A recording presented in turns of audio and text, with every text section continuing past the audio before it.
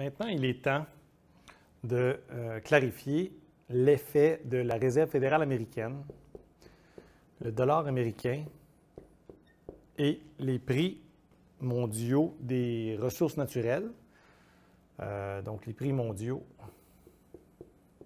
surtout des commodités. Donc, pétrole, or, argent, cacao, blé, ainsi de suite, ainsi de suite. Okay? Donc, ces trois-là sont reliés. Et donc, je vais surtout, évidemment, parler de ces deux-là. Donc, dollar américain et prix mondiaux, mais on sait que la Banque centrale influence le dollar américain, qui est la valeur du dollar américain. Donc, quel est le lien entre le dollar américain et les prix des matières premières? Alors, l'idée est relativement simple. Le prix des matières premières est d'abord et avant tout, là, si on pense en termes purement microéconomiques, c'est de l'offre et de la demande, n'est-ce pas? Donc, on a quantité, prix, donc comme un cours de microéconomie classique. Donc, on a une offre et une demande. On a un prix d'équilibre et une quantité d'équilibre. Si la demande augmente, le prix augmente. Si l'offre diminue, le prix augmente, ainsi de suite. Okay? Donc, bon, alors ça, c'est clair. Le problème ici, c'est que ça, c'est abstrait, c'est comme théorique. Tu sais. Le prix qui est ici, là, le prix d'équilibre qu'il y a là, il faut bien l'exprimer dans un étalon, utiliser un étalon de mesure. Alors, l'étalon de mesure utilisé, c'est le dollar américain. Alors, le dollar américain, c'est la devise de référence pour les contrats internationaux.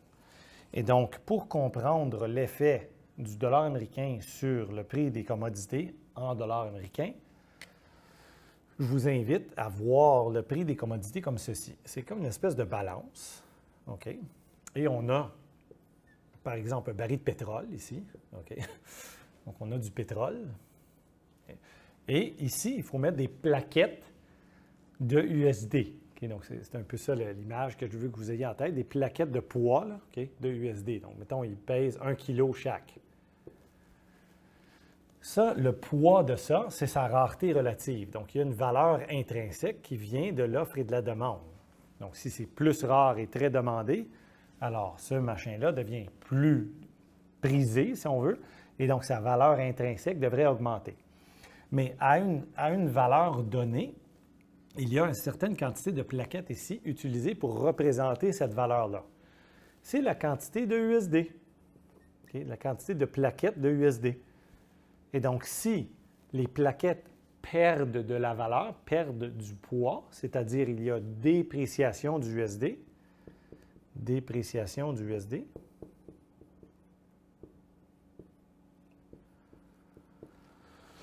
alors il y a nécessairement besoin d'augmenter le nombre de plaquettes pour représenter la même valeur. Donc, dépréciation du USD augmente le prix en USD des commodités.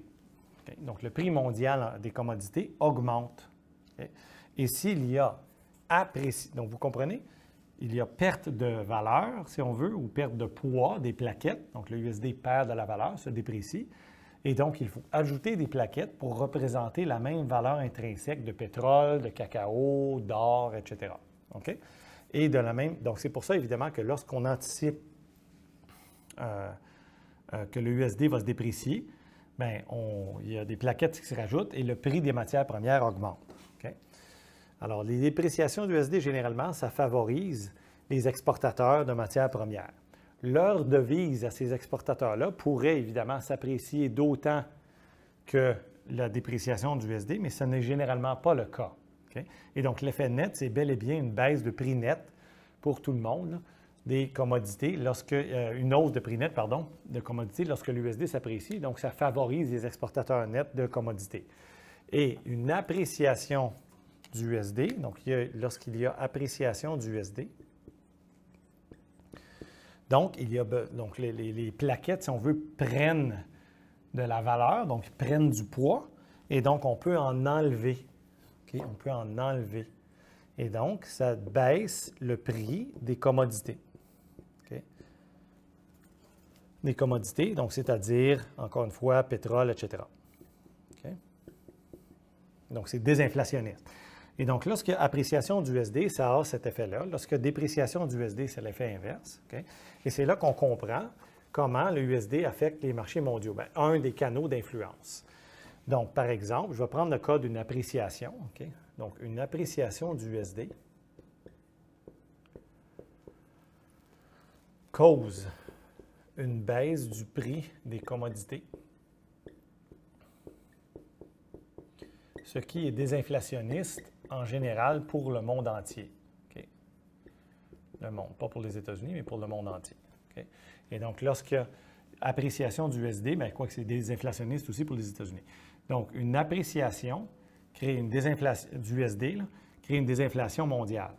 Et non seulement ça, mais il y a aussi, donc les exportateurs perdent, n'est-ce pas? Donc, les exportateurs de pétrole, par exemple, ils sentent, là, et des fois, ils ont des difficultés d'ajustement. Ensuite, il y a hausse des dettes en USD. Et en USD. Donc, je m'explique. Il y a beaucoup d'emprunts dans les marchés mondiaux qui sont faits en USD. Donc, par exemple, il y a des pays émergents, Mexique, Brésil, ainsi de suite, qui vont emprunter en dollars américains. Pourquoi? Parce que les taux d'intérêt c'est moins cher. Les taux d'intérêt sont plus bas. Et donc, le problème avec ça, c'est que si le USD s'apprécie, leur dette, mettons en pesos mexicains, augmente, c'est-à-dire le même 100 millions US devient plus de pesos mexicains qu'avant. Donc, ce n'est pas la dette en USD qui a vraiment augmenté. C'est la dette en USD exprimée dans les devises de ces pays-là qui a augmenté. Et donc, ça génère des ralentissements économiques parce que là, ça écrase les pays, ils croulent sous les dettes, si on veut, et ça génère aussi des pressions à la baisse sur l'inflation mondiale. Okay? Et ça peut engendrer même des gros problèmes là, dans certains pays émergents. Et donc les multinationales et les gouvernements là, qui empruntent en dollars américains. Okay? Et donc, évidemment, lorsqu'il y a appréciation du USD, généralement, ça ralentit l'économie mondiale et l'inflation mondiale. Et lorsqu'il y a dépréciation du USD, c'est la même logique, mais dans l'autre sens, ça aide un petit peu l'économie mondiale. Okay? Donc, le USD a un impact démesuré sur les marchés mondiaux.